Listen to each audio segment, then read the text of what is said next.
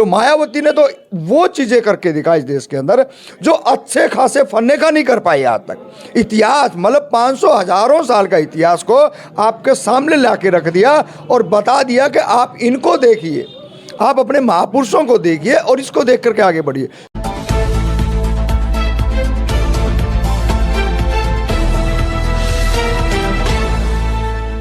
तो अभी हमारे बीच में रामफल जांगड़ा जी हैं, उनसे भी बात करेंगे, जो कि एक समाज सेवी हैं। जांगड़ा जी, बहुत बहुत स्वागत है। आपका बहुत बहुत शुक्रिया। जय भीम, जय ज्योति, जय कर्पूरी। जांगड़ा जी, जैसा अभी राजवाला जी ने, उधर सैनी साहब ने, इधर प्रीतम जी ने ये तमाम बातें बताई हैं, आप एक सामाजिक कार्यकर्ता हैं, क्या आपको लगता है कि जिस तरीके से छोटी छोटी पार्टियां बनाकर ये बहुजन समाज के लोग घर घर में बैठे हैं, उनसे कभी क्या बाबा साहब अम्बेडकर का या ज्योतिबा फूले जी का सपना साकार हो सकता है क्या? देखिए, परिवर्तन की एक मांग है, समय की पुकार होती है और परिवर्तन का ये दौर है। हमने वो समय भी देखा था कि जो फीडी जूती मतलब जूती पूरी नहीं पहनते थे, आधी जूती पहनते थे और किसी का हुक्का किसी को अगर मिल गया वो जाति नहीं देखते थे और वो वहीं पे हुक्का पीते थे, उसका पानी पीते थे, उनकी रोटियां खाते थे। और वो लोग, समय परिवर्तन हुआ, वो सत्ता में आए और आज वही दौर है। तमाम जो वंचित शोषित जो लोग हैं बहुजन समाज के, आज उनको रोटी की भूख नहीं है। मैं व्यक्तिगत जो मानता हूँ, उनको आज सत्ता की भूख है और सत्ता की जो भूख है उसको देखते हुए ये आग कहाँ से लगी है, सबसे बड़ा पॉइंट है। दोनों हमारी महिला साथी ने भी बात की है और जांगड़ जी ने भी बात कही है। ये भूख ओरिजिनल में जब भी लगी है, ये बिहार से और उत्तर प्रदेश से लगी है। बिहार की अगर हम बात करें, वहाँ ऐसे ऐसे प्रधानमंत्री, मुख्यमंत्री बने हैं, वहाँ से प्रधानमंत्री भी बने हैं और उन्होंने बहुजनों के हित की बात करी। कर्पूरी ठाकुर को ले लो, आप लालू यादव को ले लो, नीतीश के ले लो, ये वो चेहरे हैं जिस देश के अंदर तमाम ताकतवर लोगों से लड़े हैं। इसी तरीके से हम बिहार यूपी में आ जाते हैं, अखिलेश यादव ले लो। मायावती ने तो वो चीज़ें करके दिखा इस देश के अंदर जो अच्छे खासे फन्ने का नहीं कर पाई आज तक। इतिहास मतलब 500 हजारों साल का इतिहास को आपके सामने ला के रख दिया और बता दिया कि आप इनको देखिए, आप अपने महापुरुषों को देखिए और इसको देख करके आगे बढ़िए। तो आज जो बिहार से जो आगे निकल के आई है जातिगत जनगणना की, हम कुछ नहीं मांगते सरकारों से। हमारे को कोई नौकरी नहीं चाहिए, ना कोई हमारे को ज़मीन चाहिए, ना हमारे को कोई पैसा चाहिए। हम ये कहते हैं आप जातिगत जनगणना कराइए। मतलब सरकार का जो टेटुआ है वो हमने पकड़ लिया है, अब वो फड़फड़ा रही है। फड़फड़ाने का कारण एक ही है कि किसी भी तरीके से अगर जातिगत जनगणना बिहार की तर्ज पे हो जाती है तो तमाम जो वंचित, शोषित, पीड़ित, दलित, जितने भी जो एक दूसरे का जो हक मारने जा रहे हैं, वो कोई किसी का हक नहीं मारेगा। सबको बराबर की हिस्सेदारी मिलेगी, चाहे सत्ता की हो, चाहे नौकरी की हो, चाहे शिक्षा, तमाम ठेके, जैसे रोड का ठेका है, टेंडर लाइट का है, सीवरेज का है, पेट्रोल पंप का है, ये सारी जो चीज़ें हैं वो ताकत से हर व्यक्ति को बराबर का हिस्सा मिलेगा। जातिगत जनगणना में ये सारी चीज़ें छिपी हुई हैं। लेकिन अभी सत्ता क्या कह रही है, लोगों को ये समझ में आने लगी ना। आम जनता, ओबीसी के जो लोग हैं, उनको ये समझ में आ गई जातिगत जनगणना में तो बहुत बड़ा फायदा है। अब सत्ता में जो सरकारें बैठी वो ये चाह रही है कि आप इसको भ्रमित करें। उन्होंने क्या किया, 10-10, 15-15 लाख हर जाति के समुदाय, जाति की जैसे इन्होंने बात करी, ये उसको किसी और संदर्भ में कह रहे थे। नरेंद्र मोदी ये भी कहते हैं कि मेरी नज़र में गरीब एक जाति है। गरीब, देखिए, गरीब एक गाली है, यही समझ में नहीं आया ना लोगों को। गरीब का आप इसको देख लीजिए, गरीब एक गाली है। और नरेंद्र मोदी ने जब जातिवादी जनगणना की बात आई, हम ये भी नहीं करेंगे एक जाति की जनगणना करें, हम करें तमाम जातियों की जनगणना हो, किसके पास कितनी धन संपत्ति, सत्ता है वो हो, वो सार्वजनिक हो जाएगी तो आ जाएगी। अब नरेंद्र मोदी के सवाल पे हम आ जाते हैं। उसने जब इस बात का भांप लिया था कि इस देश के अंदर ओबीसी के हत्याएं हो रही हैं, ओबीसी के अधिकार मारे जा रहे हैं, तो उन्होंने 85 से शुरू लड़ाई होती है। जब एक राम मंदिर की बात चर्चा चलती है, एक रामायण महाभारत चलाई जाती है, उसके बाद में 2002 के दंगे करे जाते हैं, बाबरी मस्जिद गिराई जाती है इससे पहले, फिर 2002 के दंगे होते हैं। ये तमाम जगह पे कहाँ किसको ला करके छोड़ा, ओबीसी समाज के लोगों को मुख्य धारा से काट के रखा। बीजेपी की बात है ये, बीजेपी ने, कांग्रेस ने इसका फायदा उठाया। आज कहाँ पे आके खड़े हो गए हैं, आज वो दूसरा ट्रम्प चलाने का कोशिश किया है कि राजनीतिक ओबीसी के लोगों को समझ में नहीं आई, लेकिन हमने उसकी जो नब्ज है, जो नब्ज वो पकड़ ली है। नरेंद्र मोदी ने एक यादव को बनाया, मोनू यादव बना दिया, मोनू यादव को गौरक्षक बनाया, बिट्टू बजरंगी को गौरक्षक बना दिया। अरे भाई, हमने गौरक्षक नहीं बनना है, हमने अगर बनना है तो यहाँ 90 विधानसभाएं हैं, हरियाणा में हम बैठे हैं, यहाँ पे 45 हमारी सीटें बनती हैं। आबादी के हिसाब से हम आपके हलक में हाथ दे करके ये सीटें लेंगे। समय पर रहते हुए आज नायब सिंह सैनी को क्या मजबूरी बन गई?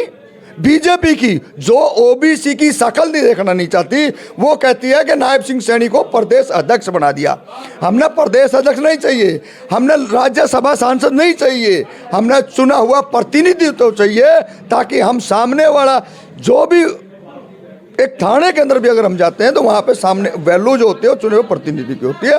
और वही हमारी मांग है, उसी को लेकर के तमाम सारे जो लोग हैं, आज बहुत लंबे समय से मैं ये देखता आ रहा था कि ओबीसी के लोग नहीं जग रहे, ओबीसी के लोग काम नहीं करते, लेकिन हम सब्र की घूंट पिए बैठे थे, हम तसल्ली करे हुए थे, अपमान को झेलते थे हर जगह। लेकिन आज हम डंके की चोट पे कह सकते हैं, भाई हमारा इतिहास देख लीजिए, अशोक सम्राट से लेकर ज्योतिबा फूले से लेकर रामास्वामी से लेकर के तमाम जो ओबीसी के लोग हैं, और आज भी हम लड़ने वाले लोग हैं, जहां जहां लड़ाइयां हुई उस लड़ाई के अंदर अग्रणी भूमिका ओबीसी समाज के लोगों ने निभाई है। और अब भी सरकार के पचकड़े उठाने का काम कर रहे हैं, सरकारों को नींद हराम हो रही है, इसीलिए कि जातिगत जनगणना हमारा बहुत लंबे समय का मुद्दा तो हमने पकड़ लिया है।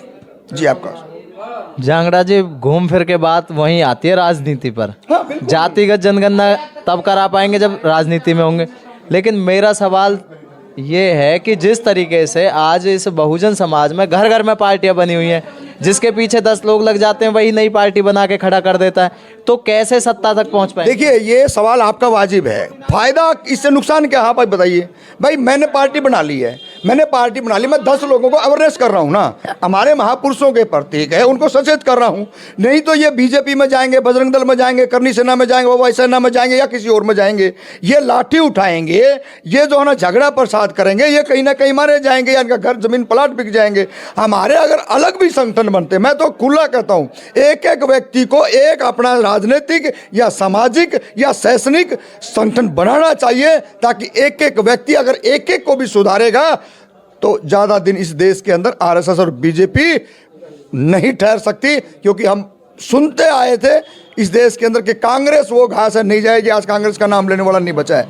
आज वही हाल है कि बीजेपी के लिए हर व्यक्ति को लड़ना पड़ेगा, और जितने भी जो आरएसएस में, जो बजरंग दल में, जो करनी सेना में ओबीसी के लोग जा रहे हैं, उनको पकड़ पकड़ के हिलाने का काम यही संगठन के लोग कर रहे हैं, और ये इनको वापसी लेके आ रहे हैं। सत्ता की लड़ाई है, जातिगत जनगणना करवा के रहेंगे, और जातिगत जनगणना ये सरकारों ने मान लिया।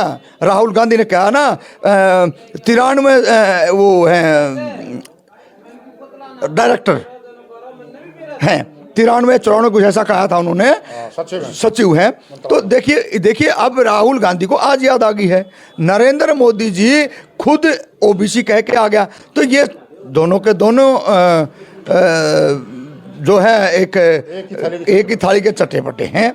इस बात को ओबीसी के लोगों ने समझ लिया है, और हम भी बहुत गहनता से लंबे समय से, अब ये हमारे को डरा नहीं सकते क्योंकि हमने जेलें देख रखी हैं, जेलों से आगे इनके पास कोई संसाधन है नहीं, इसलिए हम समाज को एक एक व्यक्ति तक पहुंचने का काम कर रहे हैं। जातिगत जनगणना होगी, और राजनीतिक हक क्यों नहीं लें जब यहाँ पे तमाम एक एक जाति के लोग 5-5 पार्टियों में रह सकते हैं, उनकी अपनी पार्टियां हो सकती है, तो ओबीसी समाज क्यों नहीं हो सकता? ओबीसी समाज को एक एक ने पार्टी बनानी चाहिए, एक एक ने संगठन बनाना चाहिए, और आगे बढ़ के आना चाहिए। हरियाणा के अंदर आज जैसे राजकुमार सैनी से पहले कोई सिर उठा करके आगे नहीं आ रहा था, कोई धर्म के खिलाफ नहीं बोल रहा था। आज हम धर्म के खिलाफ भी बोलते हैं, जिससे हमारे को कोई पीएचडी मिलती है। अगर उससे कोई पीएचडी होती है या उससे कोई हमारे को कोई नौकरी मिलती है तो वेलकम है, हम करेंगे। जब उससे हमारे को कोई नौकरी नहीं मिल रही है, हमारे को कोई उससे शिक्षा नहीं मिल रही है, उससे हमारे बच्चों को कोई भविष्य कैरियर तय नहीं हो रहा है, तो ऐसे धर्म को हम नहीं मानते। और मैं व्यक्तिगत बताता हूँ, हमने धर्म, मेरे पिताजी ने धर्म नहीं माना,